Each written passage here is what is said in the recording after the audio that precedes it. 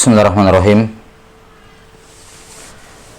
Assalamualaikum warahmatullahi wabarakatuh. Alhamdulillahi rabbil alamin. Wassalatu wassalamu ala asyrafil anbiya'i wal mursalin, nabiyyina Muhammadin wa ala alihi wa sahbihi ajma'in. Asyhadu an la ilaha illallah wahdahu la syarikalah, wa asyhadu anna Muhammadan abduhu wa rasuluh. Allahumma la ilma lana illa ma 'allamtana innaka antal alimul hakim. Allahumma faqihna fi dinik wa 'allimna ma yanfa'una warzuqna al-ikhlasa fil qawli wal 'amal wa zidna ilman ya arhamar rahimin. Taib, kembali kita lanjutkan penjelasan dari kitab At-Tadhkirah fi Ulumil Hadis karya Al-Imam Al-Hafidh Umar ibn Ali ibn al-Mulaqqin rahimahullahu ta'ala, al-mutawaffa sanah ba'da 800 arba'in ba'da 800 minal hijratin nabawiyah. Qala rahimahullahu ta'ala, fas-sahihu ma salima min at-ta'ni fi isnadihi wa matnihi wa minhu al-muttafaqu alayhi wa huwa ma awda'ahu syaikhani fi sahihayhima. Nah, ini sudah kita jelaskan pada pertemuan terdahulu. Sebagai tambahan, sudah kita sebutkan bahwa hadits sahih itu memiliki 5 syarat. 3 syarat yang pertama adalah syarat subutiyah yang wajib ada pada hadits sahih, dan 2 syarat yang terakhir adalah syarat salbiyah yang harus tidak ada pada hadis, harus ternafikan pada hadis. 3 syarat subutiyah adalah adalatur ruwat, atau sebelumnya ittisalus sanad, sanadnya bersambung. Kemudian yang kedua adalah turwat, dan yang ketiga dhabtur ruwat. Al-adalah wad dhabt ketika tergabung menjadi satu, ketika dhabatnya tam disertai dengan adalah, maka dikatakan siqah. Nah, kemudian 2 syarat yang terakhir yang wajib tidak ada pada hadis sahih, yaitu syadz dan mu'allal. yakni tidak boleh hadis sahih itu syadz, dan tidak boleh juga mu'allal, memiliki illah yang qadihah. Pembahasan syadz dan al-mu'allal, hadis yang terdapat illah di dalamnya, insyaallah taala kita akan terangkan pada masail selanjutnya, atau yang akan datang nanti disebutkan oleh beliau rahimahullah. Kemudian yang saya lupa tambah kemarin, para ulama menyatakan bahwa ketika tiga syarat pertama terpenuhi, yakni adalatur ruwat, kemudian sebelumnya ittisalus sanad, kemudian yang kedua adalah turwat, dan yang ketiga tamamud dhabtur ruwat, sempurna dhabatnya. Maka kapan 3 syarat yang terpenuhi dan belum mereka mengecek 2 yang terakhir, maka mereka akan mengatakan ini hadis sanadnya sahih. Mereka akan menghukumi sanadnya. Ya, maka ucapan para ulama hadza haditsun isnaduhu sahih, atau sanaduhu sahih, atau sahhaha isnadahu fulan, si fulan mensahihkan sanadnya. Ketika hukuman atau ketika hukum terhadap suatu hadis hanya ditujukan berkenaan dengan sanadnya, maka yang dimaksudkan hanyalah 3 syarat yang pertama terpenuhi.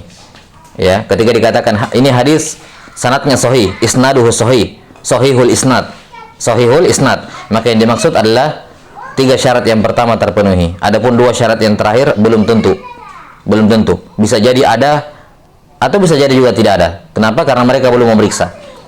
Karena itulah hukum terhadap sanad belum tentu hukum terhadap hadis.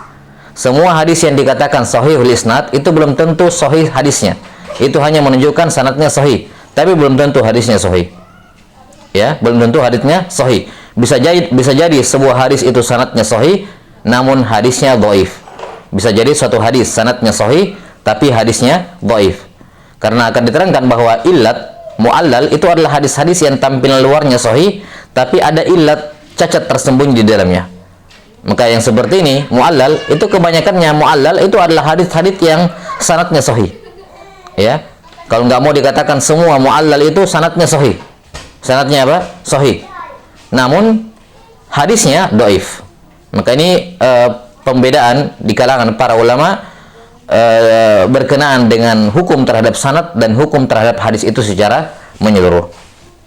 Dan juga dibahas oleh beliau rahimahullah di sini mengenai riwayat Al-Bukhari dan Muslim, dan sudah kita terangkan beberapa atau sisi-sisi tarjihat, sisi keutamaan atau keunggulan Al-Bukhari dibandingkan Muslim dari sisi kesahihan, dan sebaliknya keunggulan Muslim dibandingkan Al-Bukhari dari sisi sina'ah, dari sisi metode penulisan yang baik. Ya, kata para ulama menuangkan perbandingan antara Bukhari dan Muslim, ya, perbandingan antara Bukhari dan Muslim dalam dua bait syair. Dikatakan tasyajara qaumun fil Bukhari wa Muslimin ladayya wa qalu ayyu dhaini tuqaddimu faqultu laqad faqal Bukhari sihhatan kama faqa fi husnis sana'ati Muslimu. Ya, tasyajara qaumun fil Bukhari wa Muslimin. Bukhari atau ada sekelompok orang yang berselisih mengenai Bukhari dan Muslim. Ya, ladayya wa qalu ayyu dhaini tuqaddimu. Mereka berselisih di dekat saya dan mereka bertanya kepada saya, ayyu dhaini tuqaddimu, mana dari dua buku ini yang kamu dahulukan? Faqultu, maka aku menjawab, laqad faqal Bukhari sihhatan. Bukhari mengungguli Muslim dalam hal kesahihan, kama faqa fi husnis sana'ati Muslimu. Sebagaimana Muslim di sisi yang lain mengungguli Bukhari dibandingkan dalam hal sina'ah, ya, metode penyusunan kitab. Dan al-amru huna kama qala Ibnu Taimiyah rahimahullahu taala, mas'alatu tafdil yahtaju ila tafsil. Mas'alatu tafdil yahtaju ila at-tafsil. Ini kaidah yang sangat mufidah dari Ibnu Taimiyah rahimahullahu taala, bahwa kalau kita mempertanyakan dalam disiplin ilmu apa saja, dalam akidah, ya, dalam berbagai macam disiplin ilmu, ya, ketika ada pertanyaan yang mana yang paling afdol, maka kata Ibnu Taimiyah rahimahullah, mas'alatu tafdil yahtaju ila tafsil. Maka masalah perbandingan yang mana yang paling utama itu selalu ada tafsil, tidak bisa diitlakkan ini yang paling utama. Ya, kecuali tentunya ada beberapa masail yang tentu saja selalu keluar dari kaidah. Baik. Suma qala rahimahullahu taala wal hasanu. Sekarang pindah ke hadits hasan, dan sudah kita sebutkan kemarin bahwa hadits sahih terbagi jadi dua, sahih li dzatihi dan sahih li ghairihi. Di mana sahih li ghairihi adalah hadits hasan yang berbilang jalannya. Hadits hasan yang berbilang jalannya sehingga naik ke derajat sahih li ghairihi. Karena itu tidak mungkin memahami sahih li ghairihi tanpa memahami apa itu al-hasan. Kata beliau rahimahullah, wal hasanu maka na isnaduhu dunal awal fil hifdzi wal itqan. Al hasan adalah hadis yang sanadnya, ya, yang dimaksud dengan sanadnya di sini yakni perawi dalam sanadnya. Ya, yang dimaksud dengan isnaduhu di sini yakni rawi isnadihi. Maka na isnaduhu dunal awal. Hadis yang para perawinya itu berada di tingkatan jenis hadis yang pertama, yakni yang beliau bahas sebelumnya, sahih. Hadits sahih. Hadits hasan adalah hadits yang para perawinya berada di bawah tingkatan perawi hadis sahih. Ya. Dalam hal apa? Fil hifdzi wal itqan. Dalam hal hafalan dan kemutkinan. Dalam masalah hafalan dan kemutkinan. Ini ibarat yang sangat baik dari Ibnu Mulaqqin rahimahullahu taala, dan ibarat beliau ini sejalan dengan Al-Hafidz Ibnu Hajar rahimahullahu taala. Ya, sejalan dengan Al-Hafidz Ibnu Hajar rahimahullahu taala, atau bukan dikatakan sejalan, ya. Ya, bukan dikatakan sejalan, tapi ada kemungkinan, ya, Al-Hafidz Ibnu Hajar rahimahullah mengambil ta'rif ini dari Ibnu Mulaqqin rahimahullah, karena Ibnu Mulaqqin lebih dahulu. Beliau wafat tahun 804, sementara Ibnu Hajar wafat tahun 825. Iya. Maka Al-Hafidz Ibnu Hajar rahimahullah mendefinisikan hasan seperti, yaitu mengikuti ta'rif dari Ibnu Mulaqqin di sini. Yaitu apa? Ya, bahwasanya hadits hasan adalah hadis yang di dalam sanadnya ada perawi yang dobat, ya, dobat, ya. Ini hifdz dan itqan berbicara tentang dobat, bukan al-adalah. Yang dobatnya itu kurang atau berada di bawah dobatnya perawi sahih. Karena itulah Al-Hafidz Ibnu Hajar rahimahullah berkata tentang hadits hasan, kata beliau, al-hasanu mislu sahih. Hasan itu seperti hadis sahih, illa anna fihi man qalla dhabtuhu atau man khaffa dhabtuhu. Hanya saja di dalam sanadnya ada perawi yang khaffa dhabtuhu, yang dobatnya itu ringan, dobatnya itu agak kurang dibandingkan hadis sahih. Maka hadits hasan itu rawi-rawinya memiliki dobat. Memiliki apa? Dobat. Hanya saja dobatnya itu tidak sekuat dobat perawi hadits sahih. Semisal kalau kita perumpamakan kemarin, kalau ada seorang perawi memiliki 1000 riwayat, kemudian dia salah pada 10 di antaranya, maka kita katakan ini tamamud dhabt. Punya 1000 cuma salah 10. Tapi kalau dia punya 1000 dan salah misalnya 100, maka ini masuk dalam kategori hasan. Ya, masuk dalam kategori hasan. Ini sekedar takribiyah, pendekatan saja. Ya, dia punya 1000 hadis, salah 100, maka ini bisa masuk dalam kategori al-hasan. Kenapa? Dhabtnya kurang dibandingkan rawi-rawi hadis as-sahih. Dan tentunya persentase kekeliruan yang diizinkan pada seorang perawi thiqah, perawi sahih atau perawi hasan, itu tentunya tergantung seberapa banyak hadisnya. Kalau ada yang punya sampai 1 juta hadis, tentunya kesalahan 100 dari 1 juta itu termasuk apa? Sedikit. Itu masih masuk dalam kategori thiqah. Dia punya 1 juta riwayat, masalan. Ya, salahnya cuma 100. Ini kan sedikit sekali persentasenya. Yang seperti ini masuk dalam kategori thiqah. Ya, dan demikian seterusnya. Ini sekedar takribiyah. Baik. Jadi di sini al-hasan, ya, itu persis sama seperti sahih, tidak ada bedanya. Maka pembahasan berkenaan dengan hasan itu kita akan mengulang pembahasan hadis sahih. Yang pertama adalah tuh ar-ruwat. Jadi syarat hadis hasan sama seperti syarat hadis sahih kecuali dalam masalah dhabt. Kalau begitu kita bisa katakan al-hasan adalah yang pertama mattasala sanaduhu. Hadis yang bersambung sanadnya. Kemudian apa? Binakli adlin. Ya, dinukil oleh perawi yang adil. Adalah dipersyaratkan pada sahih dan hasan. Binakli adlin, ya, khafiful dhabt, namun dhabatnya itu ringan, ya, dibawanya sahih. Kalau sahih kan tamud dhabt, ini khafiful dhabt, ya. Anil adi an adlin khafiful dhabt, anil adli khafiful dhabt ila muntahahu, sampai akhir sanad, min ghairi syudzudin wala muallal. Tidak boleh syadz dan tidak boleh memiliki illat yang qadihah. Baik. Jadi pembahasan berkenaan dengan hadis hasan persis sama seperti pembahasan hadis sahih yang telah berlalu. Perbedaannya hanya di masalah dhabt perawinya. Bukan dhabt para perawinya semuanya. Cukup satu di antara. Misalnya ada hadis antara dia periwayat dengan Nabi sallallahu alaihi wasallam ada 5 orang.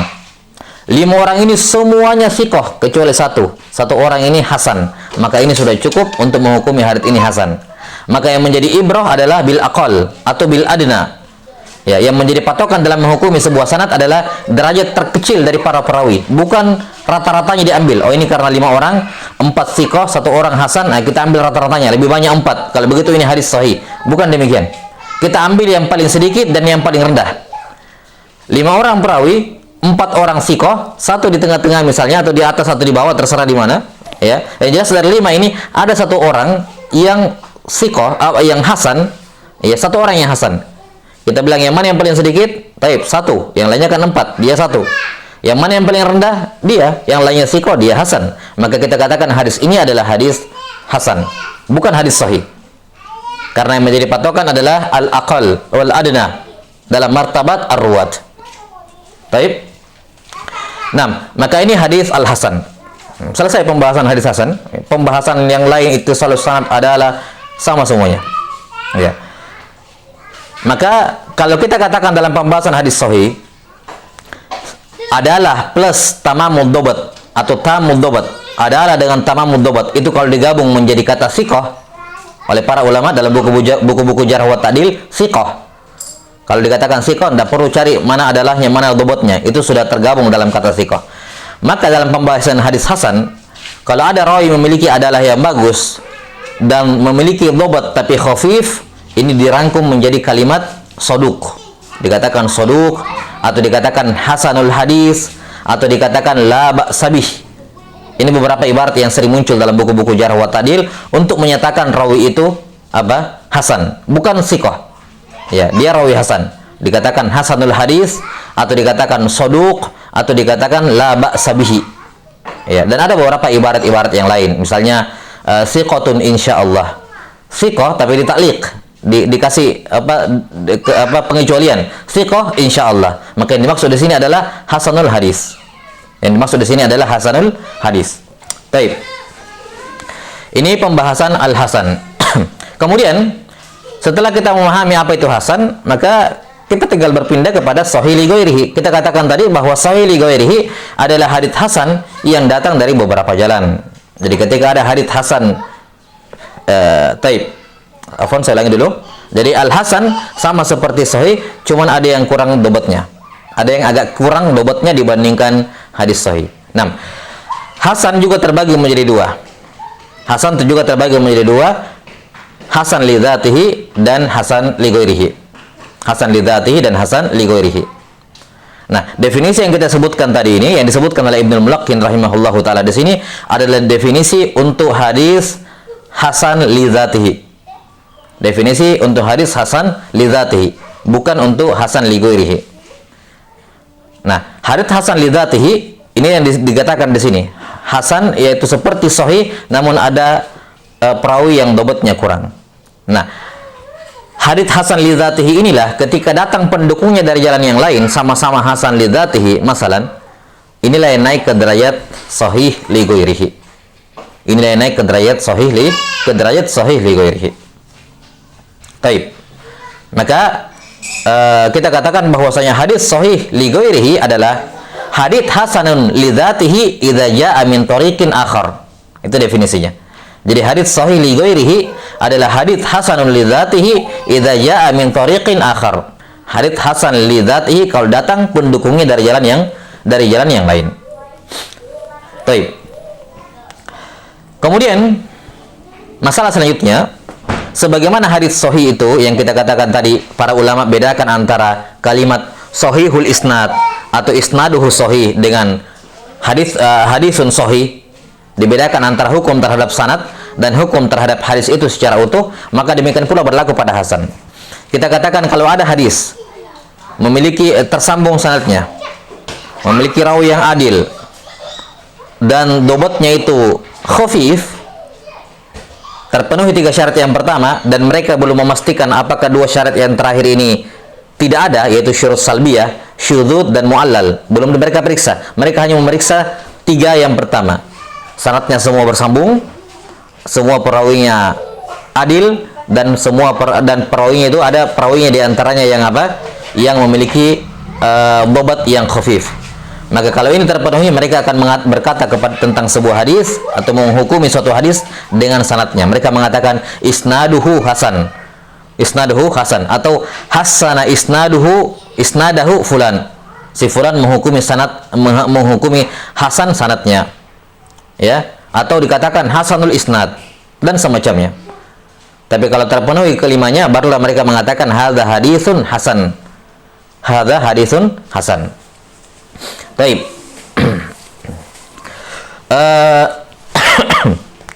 Ini selesai pembahasan hadis al-hasan, yakni hasan li dzatihi.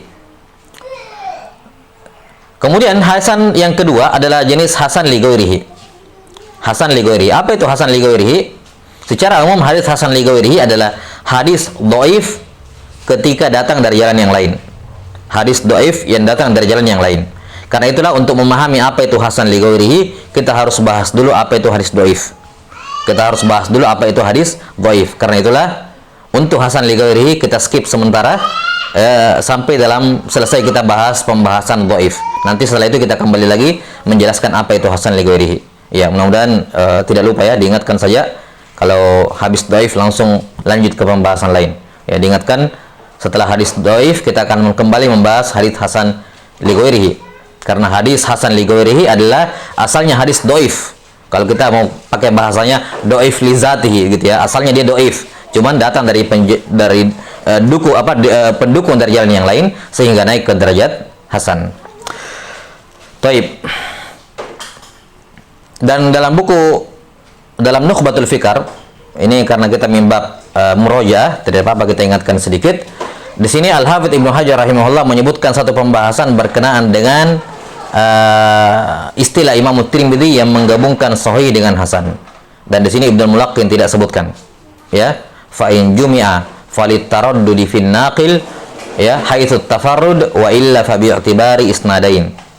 Ya. Nah, ini sekedar saya ingatkan saja, silakan tafadhalu didengarkan kembali pembahasannya ya, berkenaan dengan ibarat atau istilah At-Tirmidzi ya, berkenaan ketika beliau menghukumi suatu hadis hasanun sahih. Ini kok bisa menggabungkan dua istilah yang tingkatannya berbeda, sahih di sini, hasan di sini. Kemudian beliau menghukumi satu hadis yang sama dengan menghukumi sebuah hadis, satu hadis dengan hukum hasan sahih, padahal dua tingkatan. Nah, apa maksud At-Tirmidzi rahimahullahu taala di sini? Ini kita sudah jelaskan dalam Nukhbatul Fikr. Di sini karena penulis nggak bahas, saya pikir cukup. Wallahu alam bisawab. Summa qala rahimahullahu ta'ala wa ya ummuhu walladhi qablahu ismul khabaril qawiyyi. Kata beliau, hadis hasan ini, ya, hadis hasan ini bersama dengan sebelumnya, yakni hadis sahih. Ya ummuhu, keduanya digabungkan, disatukan dengan satu penamaan, yaitu al khabarul qawi. Khabar yang al qawi, khabar yang kuat. Al khabar yang dimaksud di sini muradifun lil hadis. Al-khabar yang dimaksud di sini apa? Muradifun lil hadis. 6. Karena ada perbedaan pendapat di kalangan para ulama dalam definisi khabar. Ya. Ada yang mengatakan bahwa khabar itu ya lebih umum dibandingkan hadis. Lebih umum dibandingkan hadis. Hadis itu hanya sebatas dari Nabi sallallahu alaihi wasallam, sementara khabar itu dari Nabi sallallahu alaihi wasallam dan dari selainnya, sahabat, tabi'in dan seterusnya. Maka khabar lebih umum dibandingkan apa? Al-hadis. Sebagian pendapat mengatakan, dan ini yang pendapat yang dirajihkan oleh Al-Hafidz Ibnu Hajar rahimahullah, bahwa al-khabar itu muradifun lil hadis. Khabar itu sama seperti hadis. Ya, sama seperti al-hadis, yakni ma udhifa ila nabi sallallahu alaihi wasallam min qaulin aw fi'lin aw taqririn aw sifah ila akhir ta'rif. Baik, jadi al-khabar al-qawi yakni al-hadisul qawi. 6. Sebelumnya perlu dikasih catatan di sini bahwa tentunya ketika dikatakan oleh Ibnul Mulaqqin rahimahullahu taala bahwa hadis hasan walladzi qablahu dan sebelumnya yakni hadis sahih, itu keduanya ya ummuhu, ya disatukan atau digabungkan dengan satu penamaan yang sama dengan nama al-khabarul qawi. Tentunya yang dimaksud di sini dengan al-khabarul qawi adalah hasan dan sahih dengan kedua jenisnya, yakni sahih li dzatihi, sahih li ghairihi, hasan li dzatihi dan hasan li ghairihi. Hasan li dzati dan hasan li ghairihi. Maka yang dimaksud dengan khabarul qawi ini adalah ada 4 jenis hadis. Al-khabarul qawi ada 4 jenis hadis. Yang pertama sahih li dzatihi, yang kedua sahih li ghairihi, yang ketiga hasan li dzatihi, dan yang keempat hasan li ghairihi. Baik, ini al-khabarul qawi. Jadi walaupun diglobalkan sahih wal hasan, tapi kita sudah jelaskan bahwa masing-masing dari sahih dan hasan terbagi menjadi 2. Ya, atau ada 2 jenis, li dzatihi dan li ghairihi. Sehingga jadinya 4. Baik. Atau dikatakan juga, bisa juga dikatakan al-khabarul maqbul, al-khabarul qawi atau al-khabarul maqbul. Hadis yang makbul. Karena hadis yang makbul ada 4 tadi. Sama. Ya, sahih li dzatihi li ghairihi, hasan li dzatihi dan hasan li ghairihi. 6. Wallahu taala alam bisawab. Ya. Kemudian di antara faedah yang penting juga dalam hal ini adalah apa yang diisyaratkan oleh Al-Hafidz Ibnu Hajar rahimahullahu taala dalam sebagian kitab beliau, ya, bahwasanya tatkala sahih terbagi menjadi 2 dan hasan terbagi menjadi 2, ada baiknya memberikan definisi yang mencakup keduanya supaya nggak perlu dibagi sahih li dzatihi dan sahih li ghairihi. Baik. Apa definisi yang menggabungkan antara sahih li dzatihi dengan sahih li ghairihi?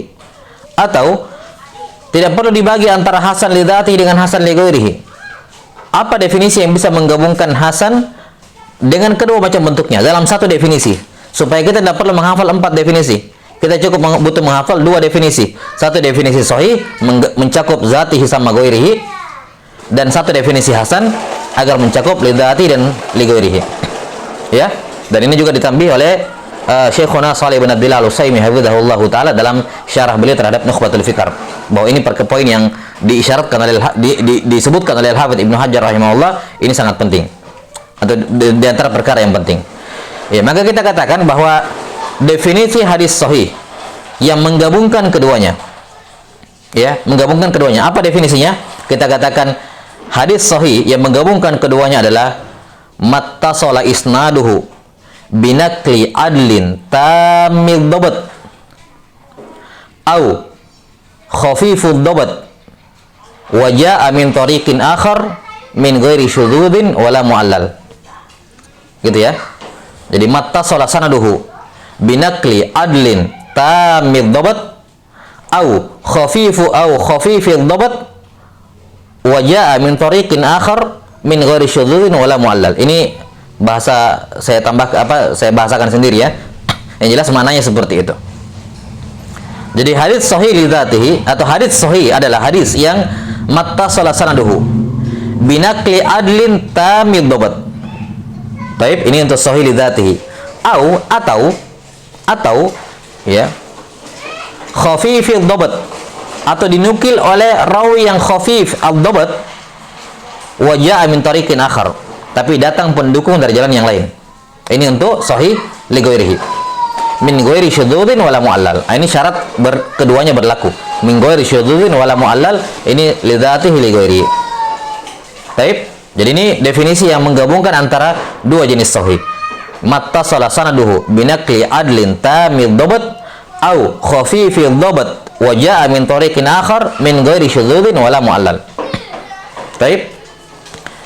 Adapun definisi yang menggabungkan antara dua jenis hasan, kita butuh break dulu sampai kita jelaskan apa itu hasan li ghairihi. Baru kita membuat definisi yang menggabungkan antara hasan li dzati dengan li ghairihi, karena kita belum bahas hasan li ghairihi. Baik, kita skip dulu pembahasannya. Summa qala rahimahullahu taala wa dhaif ma laysa wahidan minhuma. Hadis dhaif adalah hadis yang bukan bagian dari keduanya atau bukan termasuk dari keduanya. Baik, ini tentunya tarif bukan tarif, gitu ya. Ini tarif bukan tarif. Ya. Kenapa? Karena kalimat ini tidak mendefinisikan mahiyah. Ya, mahiyah yakni zat dari hadis dhaif itu apa? Tidak tergambar dari sini. Berbeda dengan definisi sahih ataupun hasan. Ya. Namun ini definisi sekedar ya, sama kalau kita katakan bahwa alamatul ism kada wa alamatul harf kada, kemudian alamatul fi'il kada, kemudian ketika dikatakan wa alamatul harf ya ma la yasluhu ma'hu dalilul ismi wala dalilul fi'li. Ya. Tatkala taksim ini sulasi, taksimnya hadis cuma 3, dari sudut pandang makbul atau mardudnya cuma 3, sahih, hasan, dan dhaif. Setelah sahih didefinisikan, dhaif didefinisikan, hasan didefinisikan. Kalau begitu tinggal dhaif. Apa dhaif? Ya sudah, selain dari keduanya. Selain dari keduanya. Dan ini tentunya ini tentunya perkara yang simple, namun belum memberikan mahiyah, gambaran dari hakikat hadis dhaif itu sendiri. Jelas ya? Wallahu taala alam bisawab. Baik, afwan sebentar.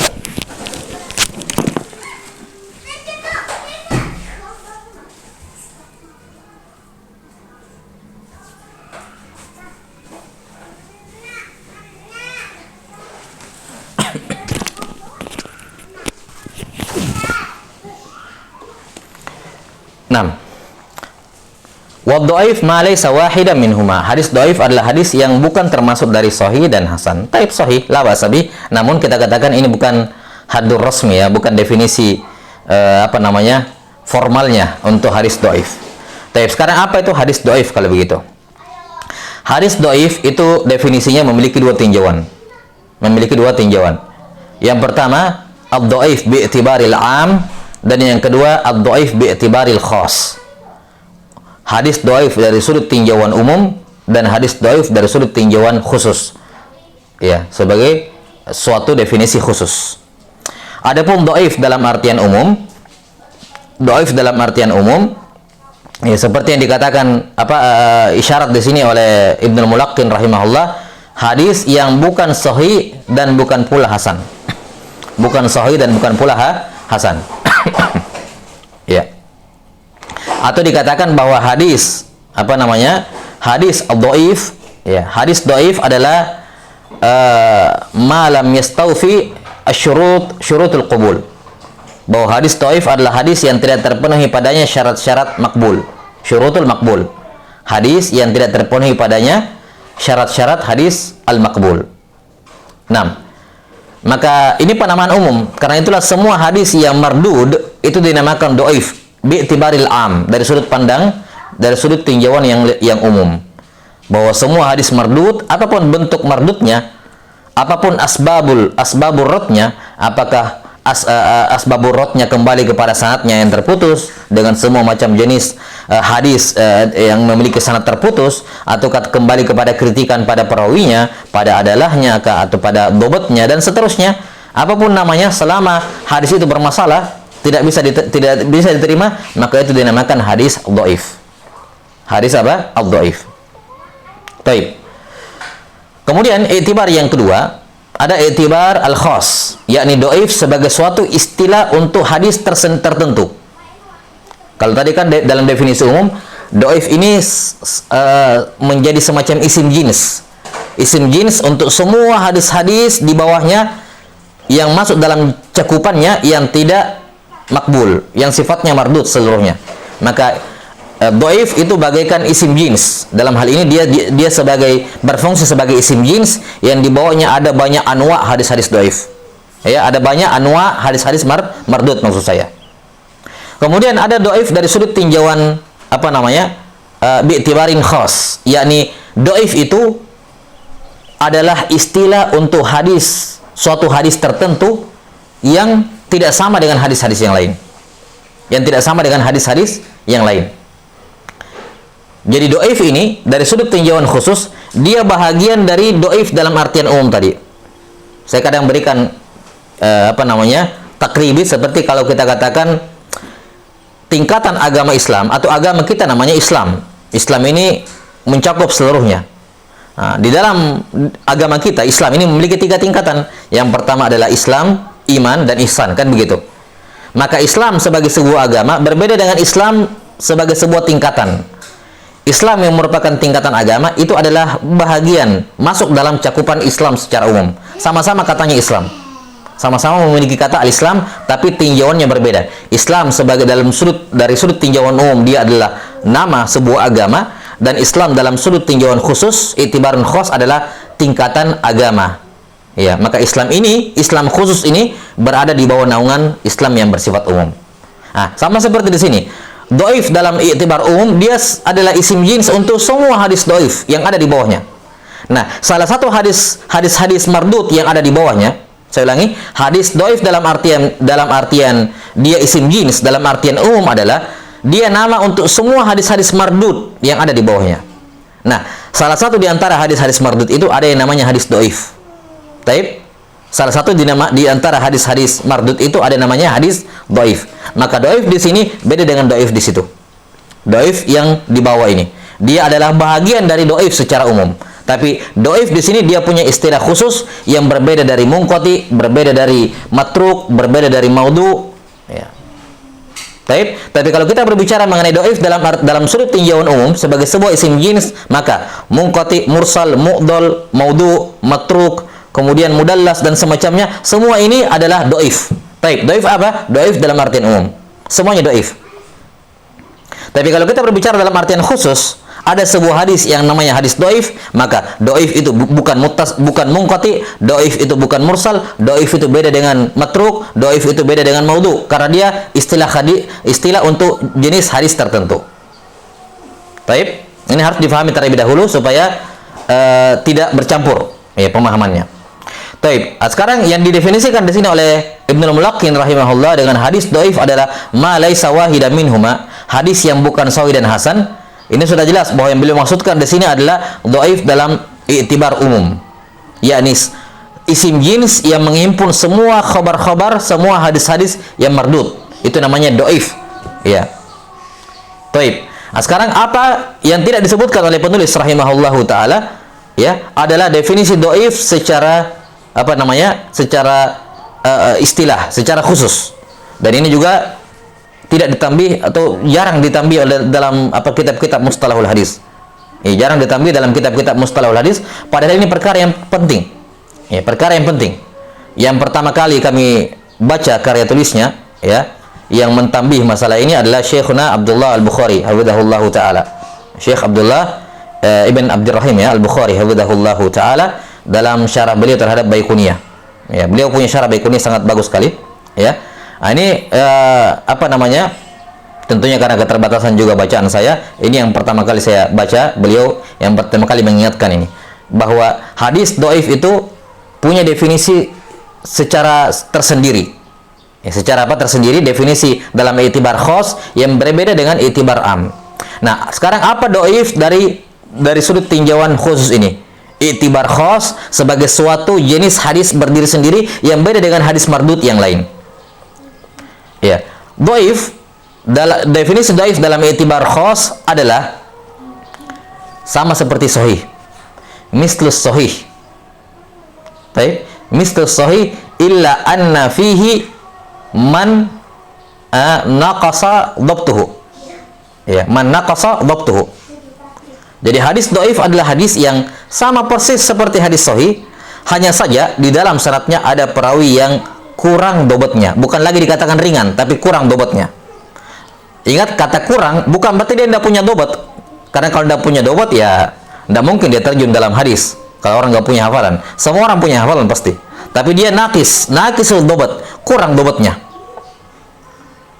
Adapun yang lain sama seperti hadis sahih. Maka hadis dhaif dipersyaratkan harus muttasilus sanad, ittisalus sanad. Maka kita katakan definisi hadis dhaif adalah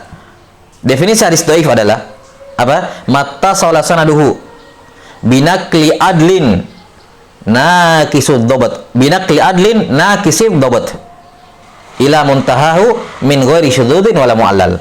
Nah, gitu.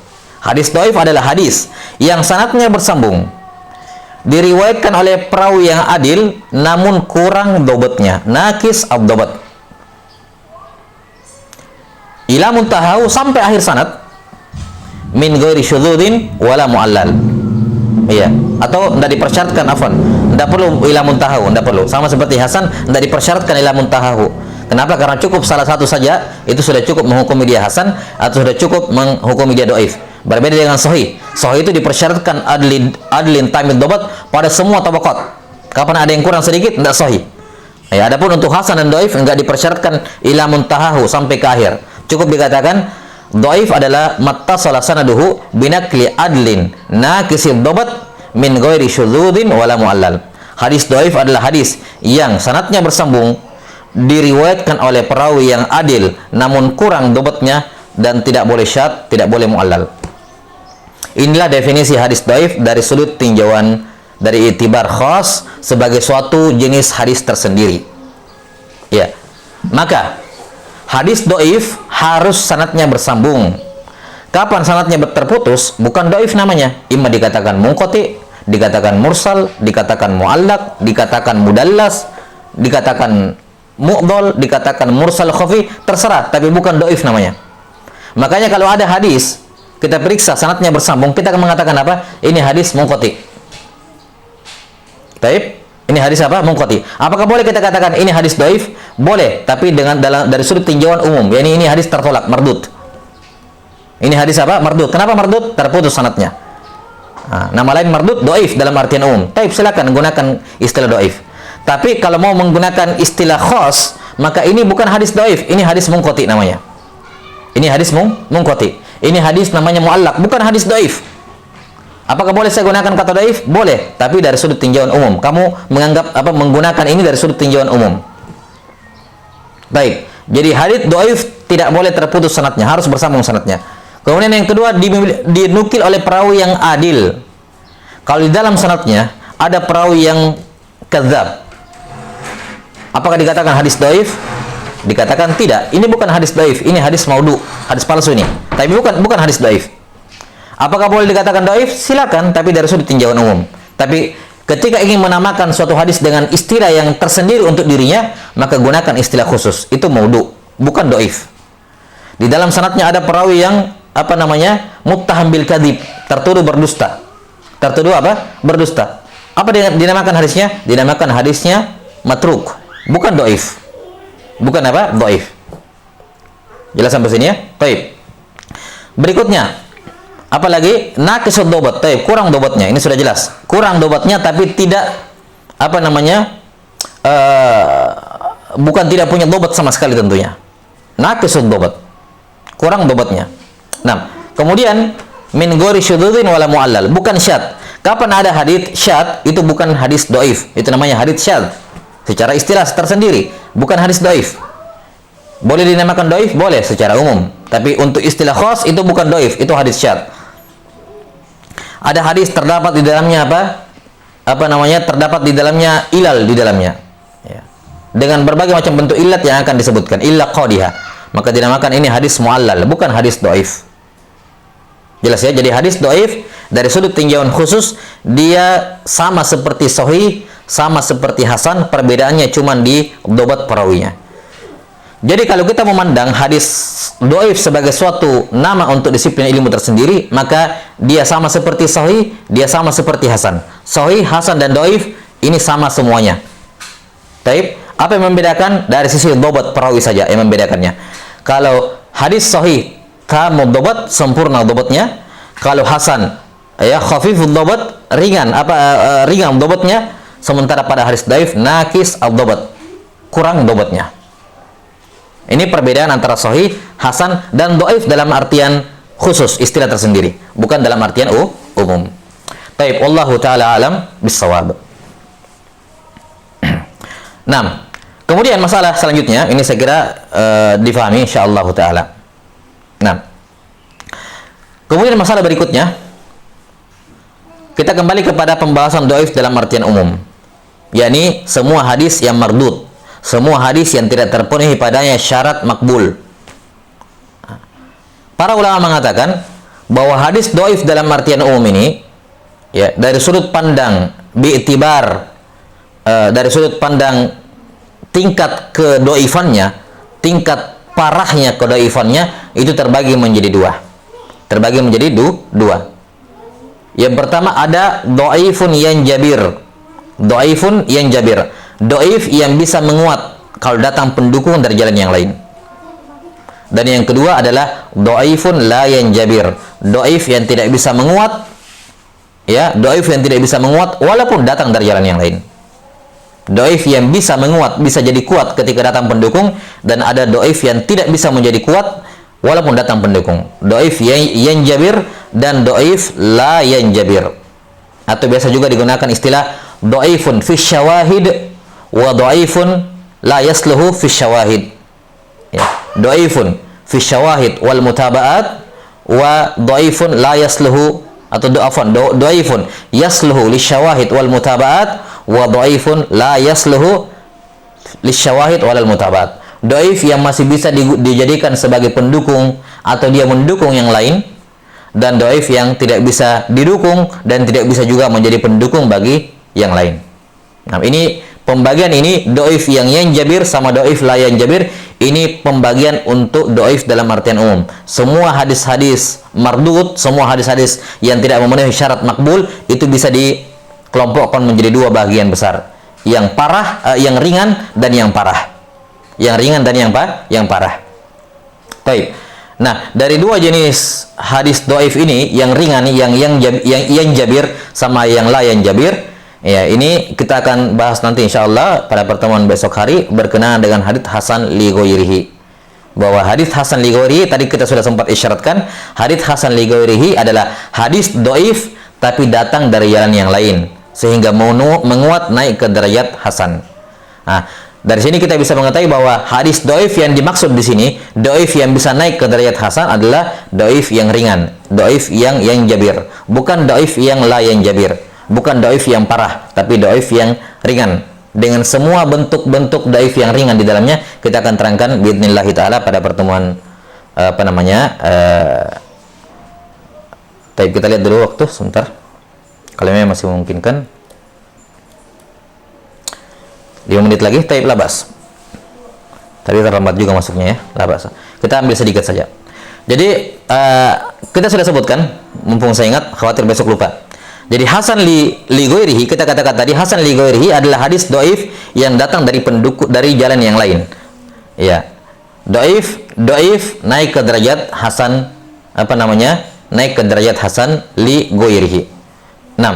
Nah, doif apa yang diinginkan di sini? Doif yang dimaksud di sini adalah doif yang ringan. Doif yang ringan. Bukan sembarangan doif, bukan doif yang parah, tapi doif yang ringan. Ya, dalam hal ini definisi yang masyhur untuk hadits hasan li dzatihi, hasan li ghairihi adalah ta'rif definisi yang disebutkan oleh Imam Tirmidzi rahimahullah di Kitabul Ilal, dalam kitab Al-Ilalus Shaghir di akhir Jami' At-Tirmidzi, di akhir Sunan At-Tirmidzi. 6. Di mana beliau rahimahullahu taala mengatakan kullu hadisin yurwa wa laysa fi isnadihi man yuttahamu bil kadhib wa la yakunu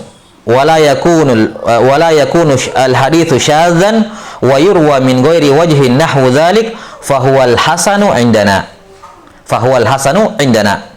Kata Tirmidzi rahimahullah, semua hadis yang diriwayatkan, kullu hadisin yurwa, semua hadis yang diriwayatkan, walaysa fi isnadihi man yuttaham bil kadzib, sementara di dalam sanadnya tidak ada rawi-rawi yang muttaham bil kadzib. Kalimat muttaham bil kadzib ini bukan pembatasan, melainkan percontohan. Muttaham bil kadzib itu masuk dalam kategori dhaif yang la yanjabir, dhaif yang tidak bisa menguat. Biar 1000 pendukungnya, ya, banyak pendukungnya, tidak bisa naik ke derajat hasan li ghairihi. Kenapa? Karena dia dhaif la yanjabir, dhaif yang tidak bisa menguat. Nah, di sini diwakilkan oleh Tirmidzi dengan kalimat apa? Walaysa fi isnadihi may yuttaham bil kadzib. Di dalam sanadnya tidak boleh ada muttaham bil kadzib. Isyarat bahwa apa? Isyarat bahwa hadis hasan menurut At-Tirmidzi dalam bukunya, dalam Jami' Tirmidzi adalah hadis yang di dalamnya ada perawi yang dhaif. Tapi dhaifnya tidak seperti muttaham bil kadzib. Kalau begitu, di sini terdapat isyarat bahwa yang dimaksudkan oleh At-Tirmidzi adalah hadis yang di dalam sanadnya ada perawi yang dhaif, namun dhaifnya yang jabir, dhaifnya yang ringan. Dhaifnya yang ringan. Ya. Kemudian apa? Kullu haditsin yurwa walaysa fi isnadihi man yuttaham bil kadzib wa la yakunu al haditsu syadzan. Harusnya tidak boleh syadz, yakni tidak boleh syadz dan tidak boleh muallal. Sama seperti hadis sahih. Itu jelaslah. Tidak boleh syadz, tidak boleh muallal. Kemudian apa? Wa yurwa min ghairi wajhin nahwu dzalik. Diriwayatkan datang dari jalan yang lain seperti itu, yakni sama-sama yang dhaifnya ringan. Ya. Maka di sini At-Tirmidzi rahimahullah kata beliau fahuwal hasanu indana, itu adalah hadits hasan menurut kami. Maka di sini At-Tirmidzi rahimahullah memberikan definisi hadits hasan, ya, yang beliau gunakan dalam Jami' At-Tirmidzi. Ya. Beliau mengatakan bahwa hadits hasan yang pertama tidak boleh syadz dan tidak boleh muallal. Pokoknya sama seperti sahih, sama seperti hasan. Hasan li dzati maksudnya. Tidak boleh syadz, tidak boleh muallal. Yang membedakan adalah hadis hasan yang beliau maksud di sini adalah hadits hasan di dalam sanadnya ada perawi yang dhaif. Ya, tapi dhaifnya tidak separah muttaham bil kadzib, melainkan dhaifnya ringan. Ya. Kemudian apa? Dhaif yang ringan ini yurwa min ghairi wajhin nahwu dzalik. Diriwayatkan juga ada pendukung dari jalan yang lain semisal dengannya, mirip dengannya, yakni sama-sama dhaif. Dhaif ketemu dhaif bisa naik ke derajat apa? Naik ke derajat hasan li ghairihi. Naik ke derajat hasan li ghairihi. 6. Dan di antara faidah yang disebutkan oleh Syekh Muqbil rahimahullahu taala dalam masalah ini, di mana beliau mengutip dari Syekh Albani rahimahullah, dalil yang menunjukkan hadis dhaif dengan dhaif itu bisa naik ke derajat hasan. Ya, ini kata Syekh Al-Muqbil rahimahullah, tidak ada yang mendahului Syekh Albani dalam berdalil dengan dalil ini, cuman ini bisa dikatakan bisa diterima. Ya, ini taufik dari Allah taala walaupun tidak ada salafnya. Kata beliau yakni berdalil dengan dalil ini untuk menunjukkan dhaif dengan dhaif bisa naik ke derajat hasan, tapi ini istinas, ya, dalil seperti ini bisa dipakai, yaitu firman Allah Subhanahu wa taala, fa illam yakuna rajulaini fa rajulun wa imra'atani mimman tardawna minasyuhada. Kalau tidak ada dua saksi, maka bisa diganti dengan satu saksi laki-laki. Kalau tidak ada dua saksi laki-laki, maka diganti dengan satu saksi laki-laki plus dua perempuan.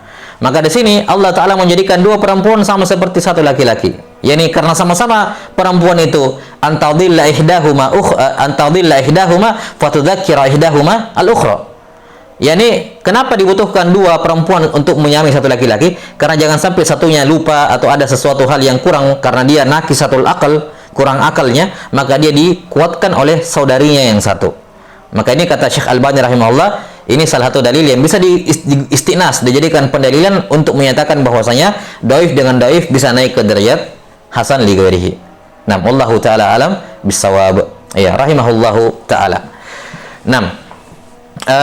Jadi doif atau hasan li ghairihi adalah hadis yang doif tapi doifnya ringan, hadis yang di dalam sanadnya ada perawi yang doif tapi doifnya ringan, atau hadisnya secara umum adalah hadis yang doif tapi doifnya yang jabir dan datang dari pendukung jalan lain sehingga naik ke derajat hasan li ghairihi.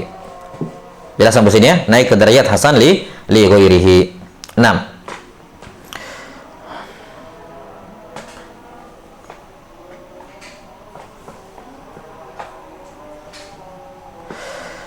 Baik, saya kira cukup sudah, dan insyaallah taala kita akan tambahkan sedikit besok berkenaan dengan hadis hasan li ghairihi ini. Wal ilmu indallah, nasallallahu taala yu'allimana mimma yanfa'una wa ay yanfa'ana bima 'allamana innahu waliyyu dzalika wal qadiru alaih. Subhanakallahumma wa bihamdik asyhadu an la ilaha illa anta astaghfiruka wa atubu ilaik. Walhamdulillahirabbil alamin. Wassalamualaikum warahmatullahi wabarakatuh.